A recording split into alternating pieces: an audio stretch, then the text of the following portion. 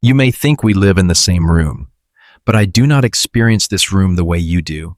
When I stare at empty corners, twitch at nothing, run down the hallway, or wait by the door before anyone arrives, you may think I am being strange, but what feels empty to you may be full to me. I may see a trace your eyes miss, hear a sound your ears cannot reach, or feel a change moving through the house before you notice it. There are 6 hidden things I sense better than you. And the last one is not about the room at all. It is about you.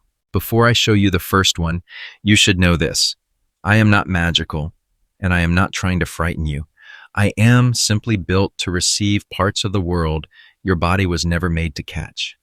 I may see light your eyes filter out, hear sounds your ears cannot reach, feel tiny changes in the floor, the air, and the weather, know you are coming before the door opens, and notice movements so small your mind erases them. But the most emotional one comes near the end, because I do not only read the room, I may also read you. So before you think I am staring at nothing, let me show you what nothing looks like from my side. The first hidden thing I may sense is light you will never see. When I look out a window at an empty yard, stare at a shirt on the chair, or pause beside a flower near the glass, you may think I have chosen something meaningless.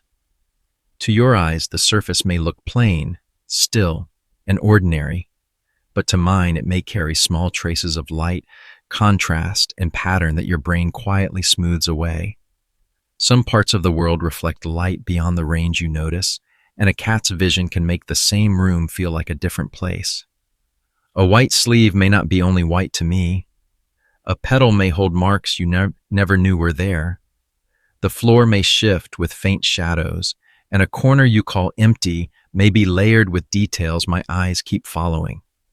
I am not trying to make the house feel haunted, and I am not staring to confuse you.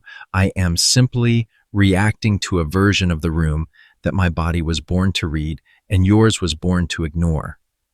So when I stop in front of something simple, give me a moment before you laugh. When I stare at something you call plain, I may be reading a pattern your eyes were never meant to hold. The second hidden thing I sense is sound above your world. After light comes what the room is saying, even when you believe it has gone quiet. When my ears flick toward a corner, when I wake from rest and stare across the room, or when I suddenly leave a place that seemed peaceful to you, it may look like I am nervous for no reason, but silence does not mean the same thing to me.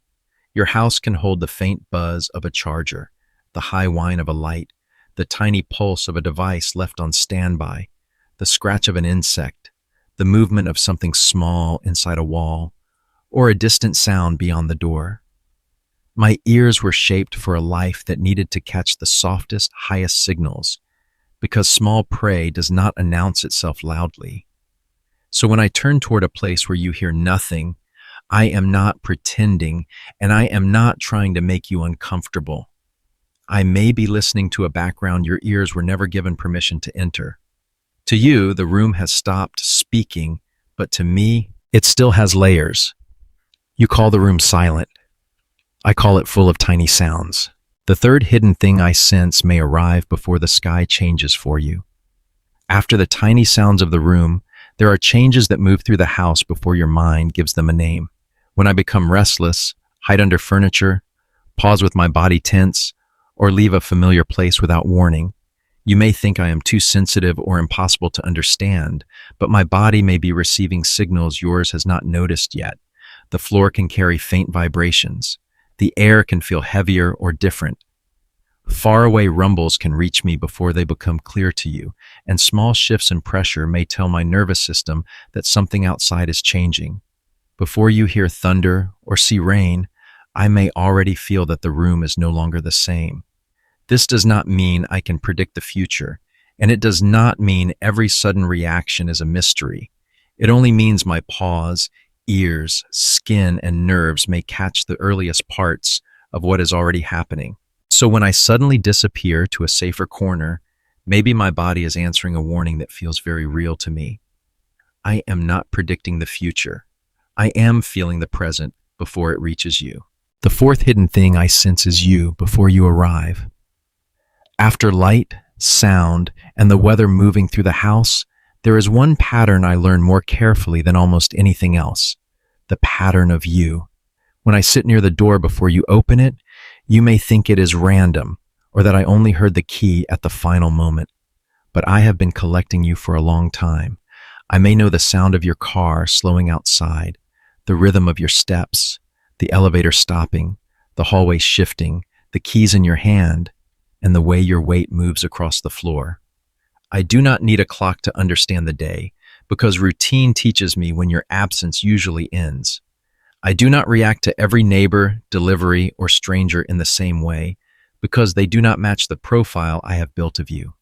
Their sounds pass by, but yours belongs to my world, and I remembered it with my whole body every day. So when you find me already waiting, maybe I knew you were close before you had the chance to call my name. I learned you by sound long before you learned how carefully I was listening. The fifth hidden thing I sense is movement too small for you. After I learn the sound of you coming home, I also keep reading the room in ways your eyes may not follow. When I stare into open air, track something across a blank wall, or suddenly pounce at what looks like nothing, you may wonder if I am seeing ghosts, imagining things, or playing with emptiness. But emptiness is not always empty to me. There may be dust drifting through a strip of light, a tiny insect crossing the edge of a surface, a curtain shadow moving by one thin line, a loose fiber trembling, or a small change in the air your attention passes over. My eyes are made to notice motion because hunting depends on the smallest shift becoming important before it escapes. Even when something is too close for me to see clearly, my whiskers, nose, paws, and skin help me understand what my eyes cannot finish. So while you see a quiet corner, I may see a living map of tiny movement, with signals appearing and disappearing faster than your mind chooses to keep. To you, that moment may vanish before it has meaning. I'm not trying to be dramatic, and I'm not staring into emptiness. I am watching the smallest parts of the room come alive. The sixth hidden thing I sense is not in the room. It is in you. After the smallest movements of the house, there is another kind of signal I may follow, one that comes from the body I trust most. You may think I come closer only because I somehow guess you are sad, or because I notice your face, but I am reading more than emotion. I may hear the change in your breathing, the rhythm under your chest, the way your voice tightens, the way your steps become heavier, or the way your body carries a different scent when stress has followed you home. When you are tired, your breath may turn shallow.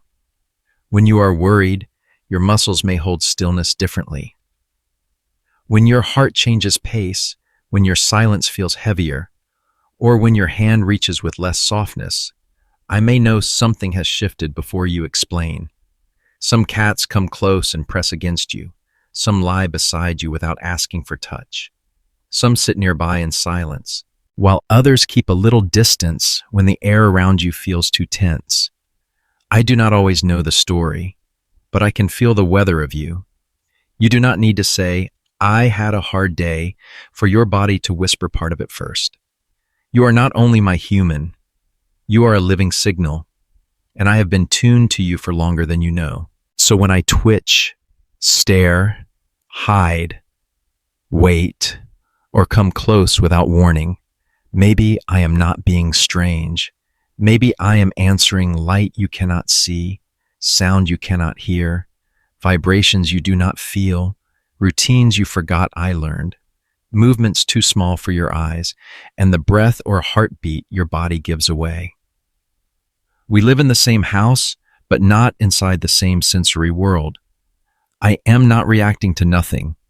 I am reacting to everything you cannot reach. Maybe I am just a cat, but I live in a world your senses cannot enter.